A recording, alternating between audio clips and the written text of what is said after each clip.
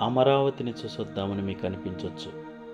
రండి, Guntur to Amaravati bus ఎక్కేద్దాం. జనం జనం, తోసుకోవడం, గుద్దుకోవడం, ముందెక్కుతున్న వాళ్ళని వెనక్కి లాగేయటం, వెనకున్న వాళ్ళని మోచేతులతో కుమ్మేయటం. చొక్కాలు పర్రమని చినిగిపోతున్నాయి. ఏందయ్యా ఆడంగుల్ని ముందెక్కనియ్యండి అయ్యా అంటూ మగాళ్ళు ఎక్కేయటం. అమ్మో నా కాలు తొక్కేసండ్రా దేవుడా అంటూ ఏడుపులు. చెవులువి చేతులు జాగ్రత్తవే అంటూ వెనక నుంచి ముసలమ్మ అరుపులు. పసిపిల్లలు ఆ ఒత్తిడికి క్యారమంటాలు.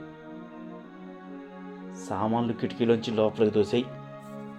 ఇలా కోలాహలంగా తన్నుకుంటూ గుద్దుకుంటూ ఒక్కొక్కళ్ళే లోపలికి చేరారు. బస్సు బరువెక్కింది. కాలు పెట్టడానికి కూడా వీల్లేకుండా జనంకి కిరిసి ఉన్నారు. వాళ్ళకి తోడు శనక్కాయ మూటలు, ధనియాల బస్తాలు, కూరగాయల బుట్టలు, రేకు పెట్టెలు, పసుపు తాళ్ళు, పారలు, బాణాకారాలు అన్నీ అందులో. బస్సు బరువుతో కుంగిపోతుంది. ముందుకు కదలదు.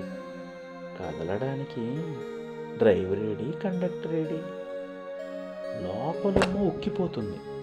బస్తా కుదించి మూతి కుట్టేసినట్టుంది. అబ్బా, ఈ బాధ మళ్ళించుకోవటానికా అన్నట్టు.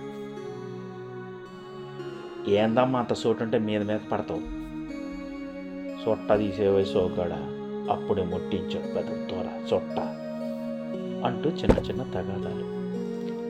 ఉండగా ఉండగా చూడగా చూడగా కండక్టరు కారాకెళ్ళి నములుతూ వచ్చాడు.